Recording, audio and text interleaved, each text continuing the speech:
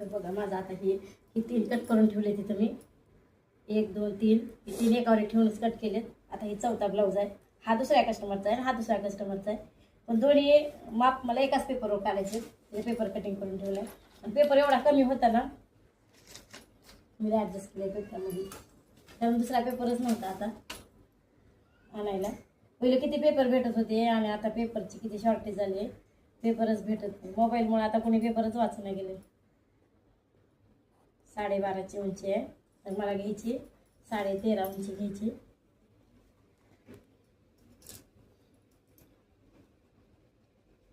पेपरचं माप कमी असलं तर ती जास्त कसं काढायचं ते आता मी दाखवणार. त्या उंची घेतली तर 13.5 मी आणि याची रुंदी किती आहे रुंदी पण बघते लगेचच.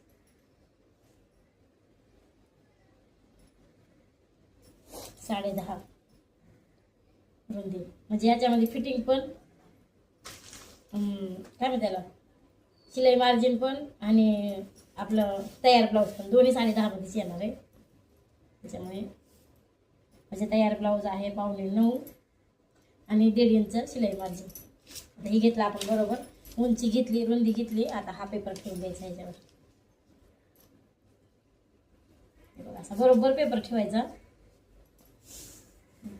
आलं लक्षात आता बघा माझं पेपरचं माप कमी आहे. ही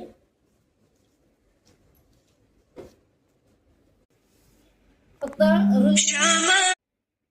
पेपरचं माप केवढं पण असू दे आपलं फक्त उंची आणि रुंदी ब्लाऊजवर मोजून घ्यायचं आणि दुसरा कोणता पण ब्लाऊज म्हणजे जे आपण पेपर कट केलेला असते ना तो ठेवून द्यायचा. परफेक्ट येतं आपलं ब्लाऊज बरोबर. एखाद्याला काय होतं माप छोटा आहे आता मला मोठं माप काढायचंय कसं काढू काय काढू असं वाटतंय. तर बघा मी फक्त उंची मोजून घेतली आणि रुंदी मोजली आणि पेपर ठेवून घेतला. तर आपल्याला काय पाहिजे असतं यातला फक्त मोंडा आणि गळा हे दोनच पाहिजे असतं आपल्याला. हे दोन घेतलं ना तर खाली जास्त झालं तरी पण काही नाही.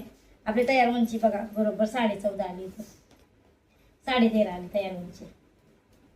आणि आता पुढे पण तसंच करायचं. तर हा पुढचा भाग आहे ना आता पाठीमागं किती 1 इंचानं आपल्याला वाढवावं लागलं होतं. तर पुढे पण तसंच करायचं 1 इंचानं वाढवायचं. घेतली दाखवते ते बघा अशा कटोऱ्या काढून ठेवलेल्या असतात. आणि कटोरी तुम्हाला सांगितलं बऱ्याच मध्ये मी असं क्रॉसमध्ये ठेवायची म्हणून. क्रॉसमध्ये ठेवली का तर छान बसते. आता चॉक आहे चॉकनं चांगलं दिसलं असतं पण आता चॉक माझं तिथे आहे मध्ये त्यामुळं खडून आता हे मोबाईलमध्ये दिसत नसेल पण असं दिसतात मला बरोबर नाही का नाही दिसत. राहू दे काय नाही डायरेक्ट मी कट करून